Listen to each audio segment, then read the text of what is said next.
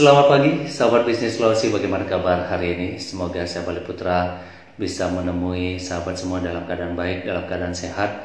Seperti biasa, saya hadir dengan obrolan terkait dengan pasar modal Indonesia, yang mana di dalamnya akan ada market review, kemudian analisa data terkait dengan sentimen apa sih sebetulnya yang paling signifikan mempengaruhi pergerakan pasar kita khususnya hari ini, dan tentunya akan ada juga rekomendasi saham, dan ini sangat penting untuk para trader dan juga para investor. Dan kali ini saya hadir bersama sahabat-sahabat saya, ada dari DX Sosial dan juga dari Pintraco Sekuritas. Bagaimana teman-teman di sana dari DX dan juga Pintraco sudah siap ya untuk bergabung bersama kita semua? Untuk itu saya akan langsung mengundangnya. Dan seperti biasa, sahabat bisnis Sulawesi boleh kalau ada pertanyaan atau tanggapan terkait dengan obrolan kita kali ini, boleh dengan mengetik pertanyaannya atau tanggapannya di kolom komentar untuk nanti akan kami tanggapi secara bersama-sama.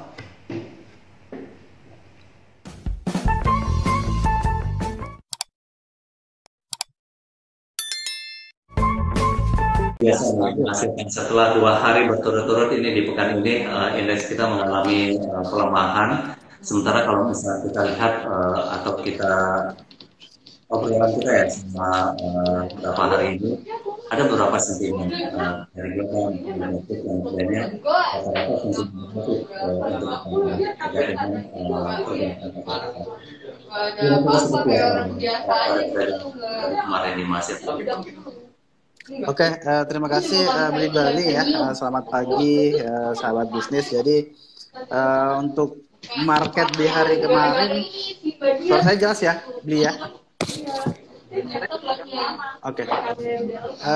Jadi ada hal yang menarik sebenarnya kalau kita lihat dari sektoralnya dulu ya, secara year to date ya. Ada sepertinya ada perubahan ya, dari sisi sektor-sektor yang mengalami penguatan di 3 teratas. Kita tahu bahwa mungkin minggu lalu salah satu yang ikut menguat adalah sektor transportasi yang masih plus ya dari awal tahun. Tapi kalau saya lihat data untuk hari ini ya, sektor energi masih memimpin secara year to date dengan penguatan 10,67%, diikuti oleh, nah ini yang menarik nih, ada sektor kesehatan yang sepertinya ada penguatan ya secara year to date di 1,65%. Kita tahu ini agak jarang masuk nih, khususnya mungkin dari minggu lalu, tapi minggu ini ada perubahan ya dari seksi sektoralnya secara year to date, diikuti oleh sektor finance ya yang juga mengalami penguatan 1,16%. Selain ketiga sektor tersebut, mostly sektor-sektor yang lain ada kontraksi atau pelemahan ya.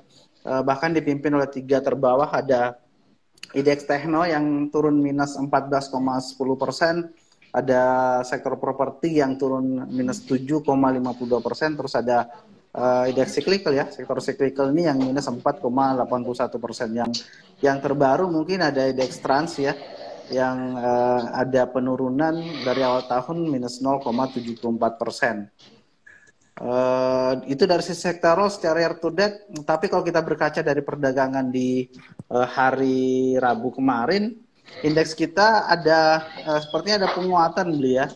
Kemarin indeks kita bergerak cenderung di area positif ya, walaupun mungkin sempat turun di titik terendahnya di 6.549 ya, atau minus 0,284%, tapi sempat ditutup di 6.600,819 atau ada kenaikan 0,50%. Juga mungkin dari sisi value transaksi sepertinya mulai kembali normal ya di beberapa hari ini ya, 2 hari terakhir, dengan value transaksi kita di 13,59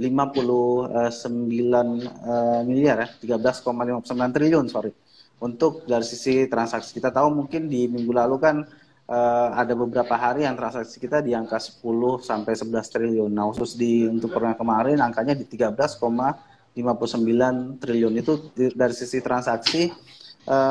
Adapun saham-saham yang mempengaruhi pergerakan indeks kita untuk perdagangan kemarin ya, yang mengalami kenaikan, ada 3 teratas itu ya saham-saham yang market cap-nya besar. Misalnya ada BMRI yang kemarin naik 3,5%, terus ada Telkom yang naik 2,3%, ada BBNI yang naik 4,8%. Masing-masing mempengaruhi untuk BMRI mempengaruhi di JCI kita atau sektor IHSG kita sebesar 10 poin, Telkom kurang lebih 9 poin, untuk BBNI di 5 poin. Untuk saham-saham yang mengalami lagar atau penurunan ya, yang cukup mempengaruhi IHSG kita, ada saham Arto ya, kemarin yang turun minus 6,9%, terus ada BPCA yang turun 1%, dan ada MDKA yang turun minus 2,6%.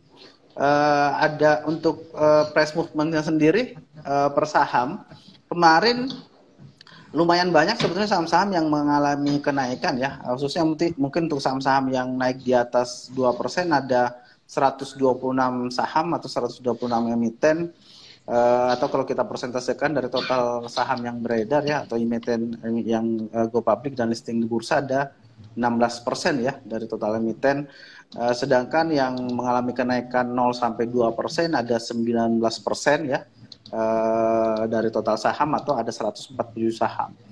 Namun demikian dari sisi saham-saham yang mengalami penurunan ya, ada juga ya cukup berimbang sebetulnya, karena kalau kita perhatikan saham-saham yang turunnya di bawah minus 2% ya, ada 147 saham ya, atau 19% dari total emiten kita.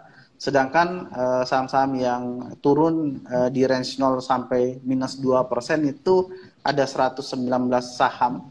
Atau kalau kita akumulasikan kemarin saham-saham yang mengalami penurunan, persentasenya mungkin di sekitar 34% ya dari total saham yang beredar. Jadi kalau yang mengalami kenaikan di kisaran 35% dari total saham, yang turun tuh sekitar 34%. Jadi masih lebih banyak sebetulnya saham-saham yang mengalami kenaikan untuk perdagangan di hari kemarin. Dari sisi transaksi asing, ini yang menarik. Kalau kemarin, kalau di hari sebelumnya ya, ketika market kita ada penurunan atau koreksi, asing melakukan aksi net buy ya, net buy, bahkan angkanya mungkin di atas 100 miliar. Untuk perdagangan kemarin, walaupun marketnya lagi naik ya 0,50% ya, tapi asing sepertinya net sell nih. Walaupun net sell-nya tipis sebetulnya ya, ada net sell 59 miliar ya kalau dilihat transaksi asing. Tapi kalau kita akumulasi dari awal tahun, sebetulnya asing masih melakukan akumulasi beli ya. Totalnya bahkan di 6 triliun ya, 6,058 triliun tepatnya. Adapun sektor-sektor yang mengalami kenaikan untuk perdagangan kemarin, kalau kita perhatikan hampir semua saham sebetulnya kalau saya lihat per sektornya yang mengalami kenaikan. Nah, cuma ada beberapa yang mengalami penurunan untuk perdagangan kemarin. Yang saya sebutkan dulu yang mengalami penurunan ya, sektor yang mengalami penurunan, ada sektor industrial ya, walaupun turunnya lumayan kecil sebetulnya ya, cuma minus 0,05%. Yang paling tinggi penurunan untuk perdagangan kemarin adalah sektor properti nih, ada properti dan real estate yang kemarin turun minus 1,22%. Nah, selain kedua sektor itu, mostly semua sektornya mengalami kenaikan nih, selain industri dan properti ya. Bahkan kenaikan terbesar itu dicatatkan oleh sektor healthcare. Makanya kalau kita lihat tadi secara year to date, sektor healthcare ini mengalami positif ya dari awal tahun ya, walaupun mungkin beberapa minggu terakhir sebetulnya healthcare kan di luar dari 3 besar yang mengalami kenaikan ya secara year to date. Tapi dari perdagangan kemarin naiknya lumayan signifikan di 1,89% ya untuk sektor healthcare-nya, diikuti oleh sektor energi. Nah, mungkin sektor energi ini technical rebound ya, karena kita tahu sudah beberapa hari terakhir turunnya lumayan besar ya, 3% sampai 4%. Untuk kemarin perdagangan di sektor teknologi ya mengalami kenaikan dari sisi returnnya ya, di 1,68%. Mungkin itu dulu data yang mungkin nanti mungkin bisa dibahas nanti beli ya untuk perdagangan di hari kemarin. Oke. Baik, terima kasih Mas Evan. Nanti kita akan bahas satu persatu ini. Mas Arif, Tadi ada teman kita atau sahabat kita, Kerin K, yang mempertanyakan tentang prospek perbankan di tengah perkembangan varian baru. Nah, ini seperti apa? Tapi sebelum menjawab itu, kita coba dulu bahas satu persatu dari data yang disampaikan oleh Mas Irfan tadi, Mas Aris. Kalau dari indeks harga saham gabungan kita kemarin itu mengalami penguatan, ditutup di level 6.600 ya, mengalami penguatan sekitar 0,50% dibandingkan sehari sebelumnya. Nah, kalau misalnya kita lihat dalam 2 hari berturut-turut, indeks kita bergerak di zona merah ini, Mas Ari, tapi di hari Rabu kemarin mengalami pertumbuhan. Apa sentimen yang paling signifikan mempengaruhi itu?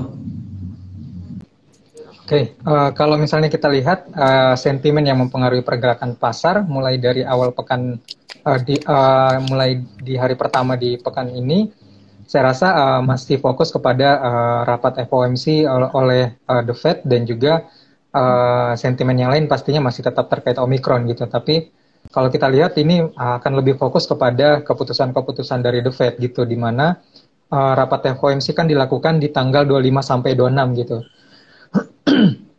Dan hasilnya diumumkan untuk hari ini gitu. Nah, kalau kita lihat penurunan di tanggal 24, penurunan IHSG di tanggal 24 dan 25 yang sangat signifikan, ini menjadi refleksi kekhawatiran pelaku pasar gitu terhadap kenaikan suku bunga yang akan dilakukan The Fed di awal Maret nanti gitu. Jadi walaupun memang belum ada hasil rapat yang diumumkan kemarin, ini kan memang kecenderungan investor seperti itu, melakukan aksi lebih dulu gitu dibanding ketika hasilnya sudah keluar gitu.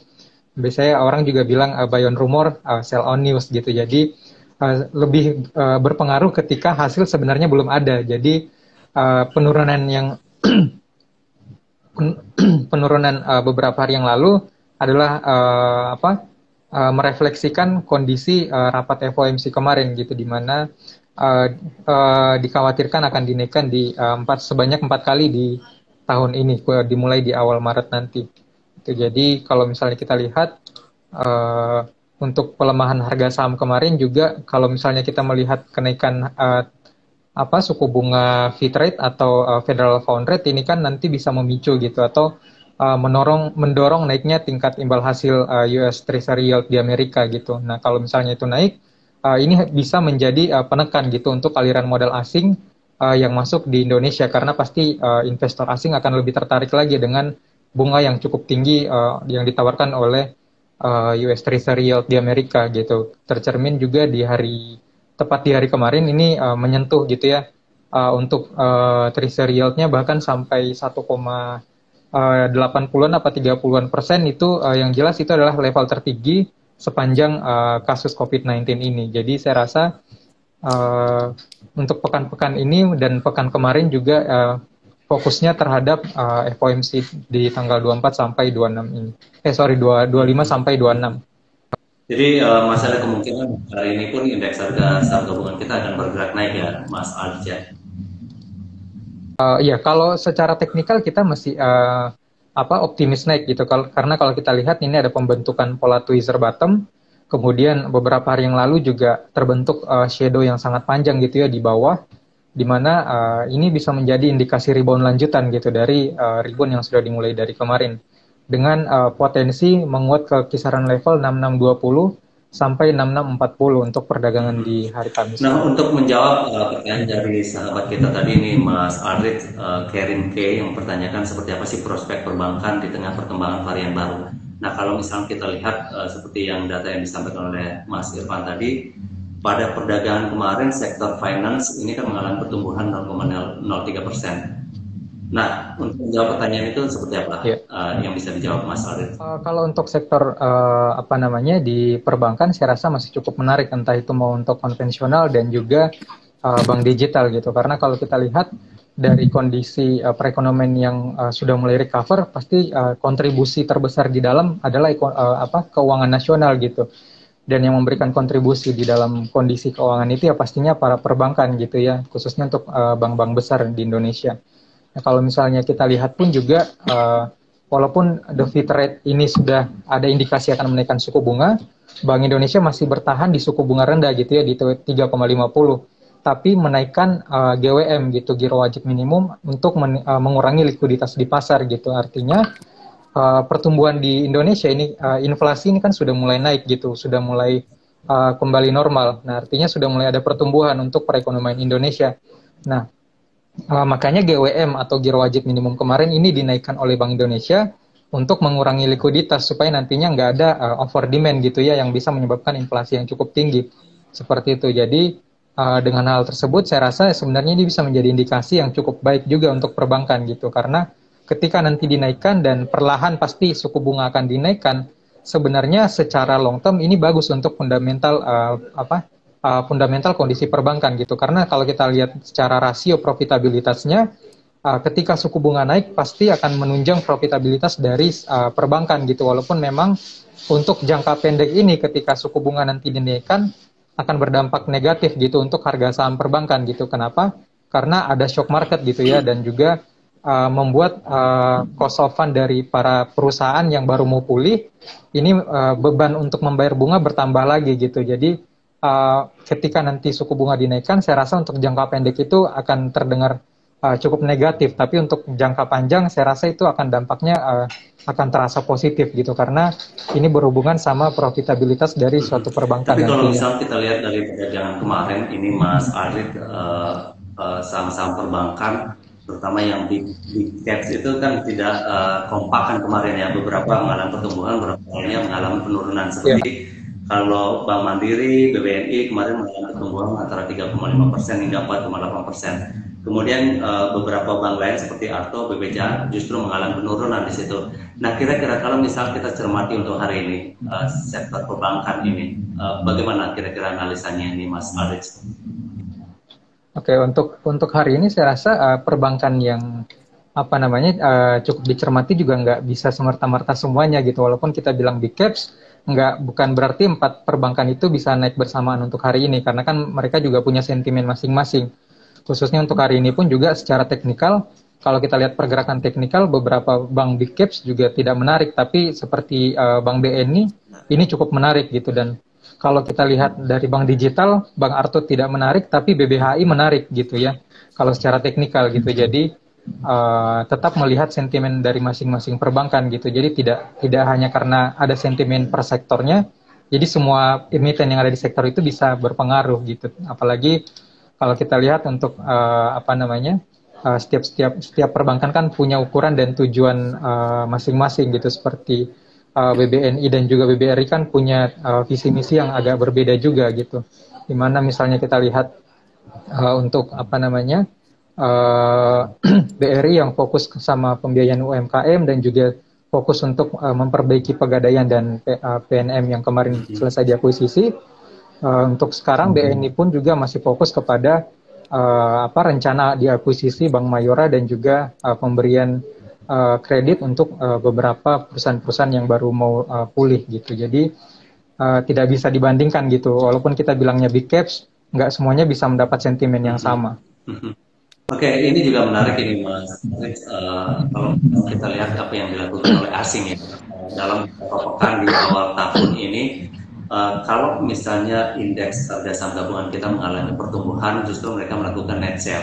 Begitu sebaliknya ketika mengalami penurunan, asing terlihat melakukan net buy di situ. Nah, termasuk juga kemarin ketika indeks kita mengalami pertumbuhan sekitar 0,50%, asing terlihat melakukan net sell di sini sekitar 59,57 miliar di situ.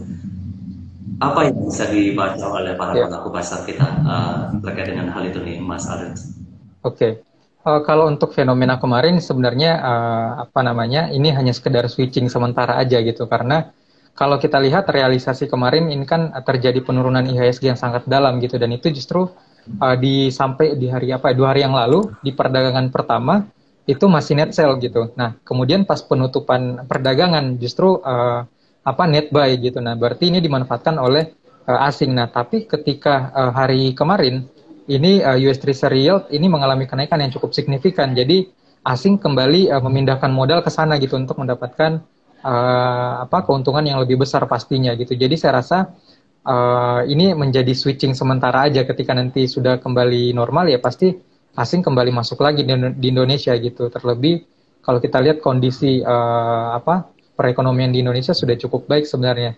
Kalau misalnya kita lihat secara pondasi dari beberapa data yang rilis di Indonesia ini sebenarnya sudah cukup baik, seperti data yang baru rilis kemarin juga dari neraca perdagangan Indonesia yang masih surplus dibandingkan negara-negara besar seperti negara Cina yang bahkan walaupun memang pertumbuhannya naik tapi nilai ekspornya ini minus 5% gitu, sedangkan Indonesia masih surplus. Kemudian negara tetangga kita Malaysia ini bahkan minus ekspornya sampai 18%. Jadi sangat signifikan, sedangkan kita ekspornya masih mengalami surplus atau di atas area positif gitu. Jadi sebenarnya secara kondisi ekonomi kita sebenarnya cukup baik untuk melakukan stabilisasi nantinya kalau ada dampak-dampak negatif dari luar termasuk the Fed. Khusus untuk hari ini, apa yang direkomendasikan ini? Oke, untuk hari ini yang bisa dipertimbangkan ini ada BBNI, kemudian ada PTBA, Excel, BBHI, ALI, dan juga AMRT. Oke, sekarang kita beralih lagi ke Mas Irfan. Mas Irfan,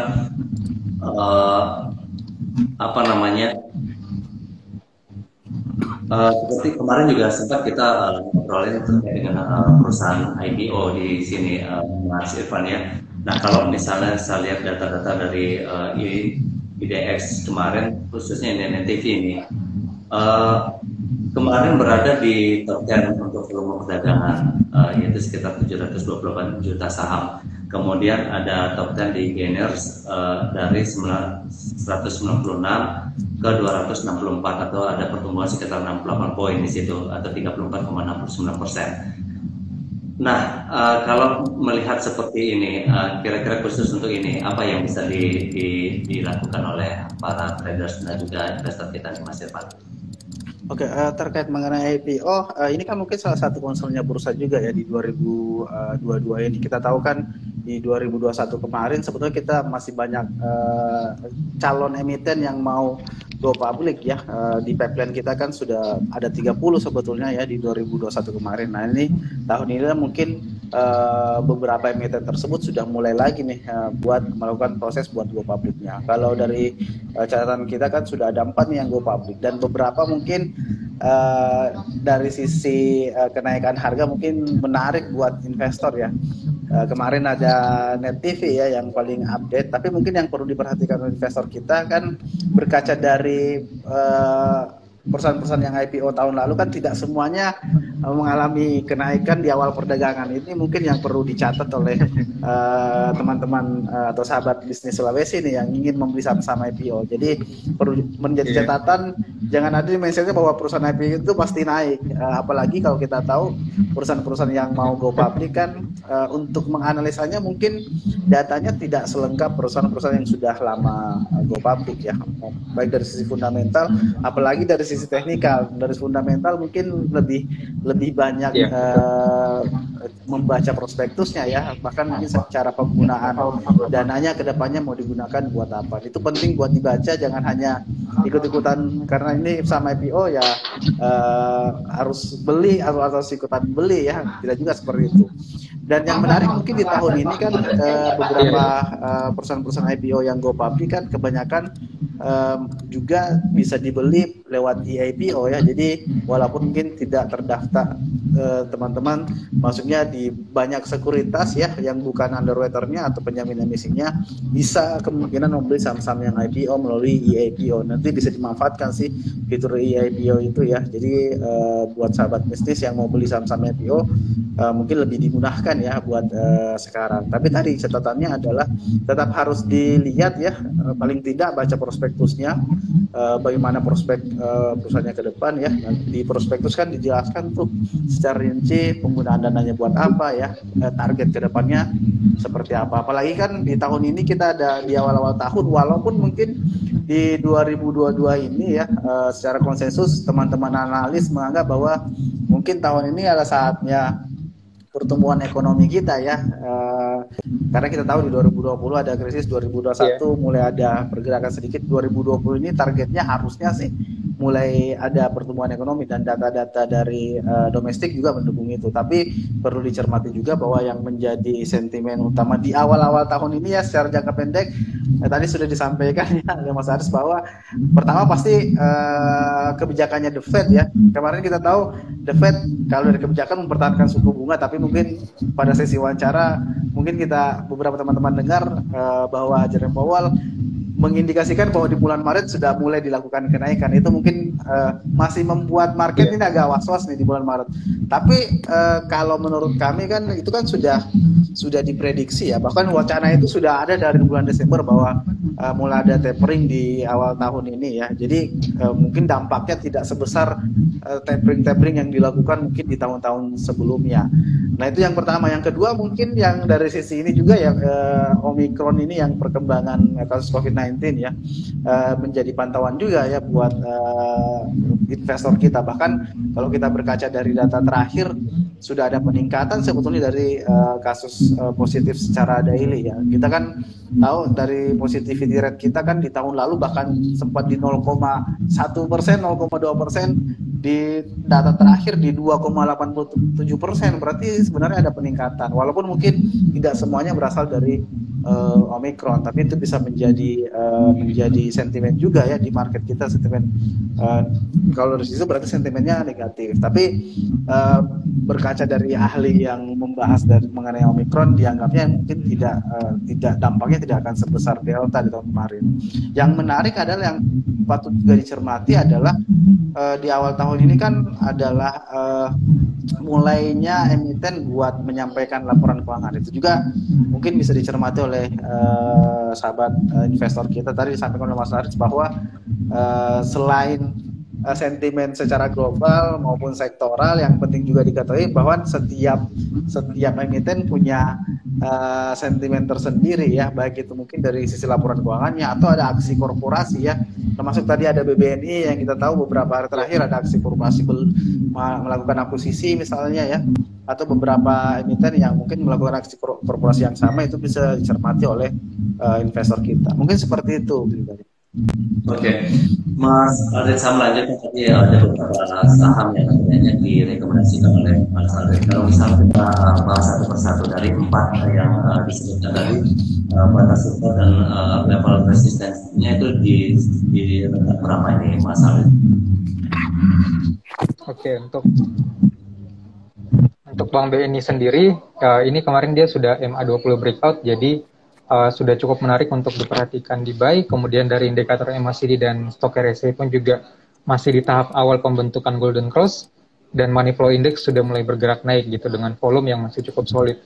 Kemudian kalau untuk area entry ini selama bertahan di atas MA20-nya atau di atas level psikologis 7.000, saya rasa bisa masih cukup menarik untuk dipertimbangkan dibeli.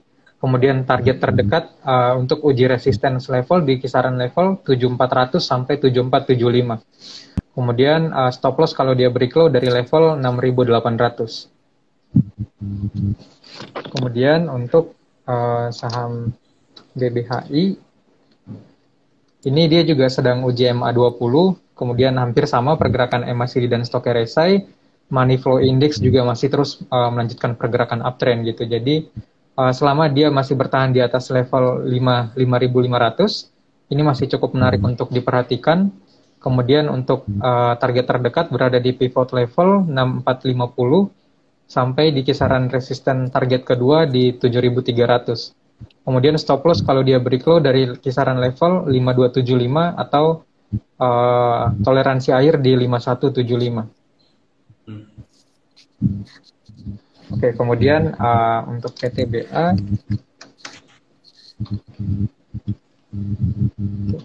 untuk PTBA sendiri ini bisa dilirik juga, dia juga masih cukup kuat untuk bertahan di atas MA20-nya. Ini selama dia bertahan di atas MA20, area dari 2830 ini sudah bisa dijadikan area buy. Kemudian targetnya berada di resistance level di kisaran 2950. Dan juga stop loss atau cut loss kalau misalnya dia break low dari level 2750 atau toleransi akhir di 2730. Baru 3 ya, satu lagi berarti. Kemudian ada AMRT, ini kenaikannya juga cukup signifikan karena ada switching kemarin indeks gitu ya, masuk di indeks LQ45. Untuk KMRG sendiri ini sudah breakout MA20. Selama bertahan di atas level 1130 masih cukup menarik untuk dipertimbangkan. Kemudian untuk target areanya ini ada di pivot level di kisaran 1200 dan target kedua di resistance level di kisaran 1245. Kemudian stop loss kalau dia break low dari kisaran level 1075. Kalau dia break low dari kisaran level 1100 atau toleransi akhir di 1085. Oke, terakhir ini Mas Alex, kalau misalnya kita lihat sentimen baik secara global atau secara domestik itu kan hampir sama terjadi kan seperti itu. Namun masing-masing sektor, masing-masing saham, masing-masing emiten itu memiliki sentimennya sendiri-sendiri. Nah, kalau misalnya kita melihat seperti itu, khususnya seperti tadi di sektor perbankan saja yang big caps itu memiliki sentimen yang berbeda. Bukan berarti ketika indeks kita naik, big cap sektor perbankan juga malah pertumbuhan, karena terbukti ada yang turun, ada juga yang turun. Nah, kalau kita misalnya melihat hal seperti itu, apa yang bisa dipesankan kepada trader dan juga investor kita, Mas Arif? Oke. Kalau mencermati isu-isu, saya rasa apa ya namanya, kalau mendapat sentimen persektoral misalnya dari untuk sektor perbankan, misalnya anggaplah sentimennya kenaikan suku bunga gitu, pasti akan berdampak sama sektor itu rata untuk semua sektor perbankan gitu, pasti semuanya kena dampak. Nah, kemudian sektor yang bisa membedakan isunya adalah isu-isu per emitennya, apakah ada bank yang memang sudah menyiapkan dana untuk mengatasi itu, atau ada bank yang memang belum bersiap untuk menghadapi kenaikan bunga gitu, atau ada bank yang memang penyaluran kreditnya masih kecil. Kalau masih kecil kan berarti tingkat membagikan kredit ini semakin kecil lagi karena suku bunga sudah naik gitu. Jadi kembali lagi ke masing-masing emitennya kondisinya seperti apa. Kalau sentimen per sektor pasti semua rata kena semua gitu, tapi kembali lagi ke masing-masing emitennya seperti apa. Jadi saya rasa cukup itu yang perlu dicermati sih kalau misalnya untuk menghadapi isu-isu yang mengenai sektoral. Jadi seperti itu sahabat bisnis fleksi, seperti Dex dan juga teman-teman dari Tetragon. Nah, kalau misalnya kita melihat sentimen itu tidak serta-merta keseluruhan yang terpengaruh, tapi kita juga harus melihat dari masing-masing emiten atau dari masing-masing saham itu sendiri. Nah, baik, terima kasih Mas Alvin, terima kasih juga Mas Irfan obrolannya kali ini. Seperti biasa ini pasti juga sangat bermanfaat untuk sahabat semua. Kita berjumpa kembali di lain kesempatan. Selamat beraktivitas untuk hari ini. Semoga produktif, sehat. Sekali lagi sampai jumpa. Oke, makasih Bali. Terima kasih Mas Arif. Oke, terima kasih semuanya.